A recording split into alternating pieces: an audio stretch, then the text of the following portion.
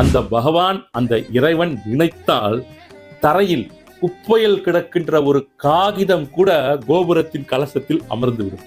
இதுதாங்க வாழ்க்கை. வாழ்க்கை என்பது புதிர்.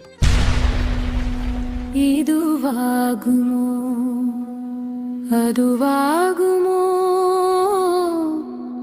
இல்லை வேறாகுமோ என்று விளங்காமல் கலங்காதே நல் மனமே. நீங்க உங்களை சுற்றிலுமே பார்த்திருக்கலாம். நிறைய பேரை சாதாரணமாக இருந்திருப்பார்கள் ஒரு காலகட்டம் வரை.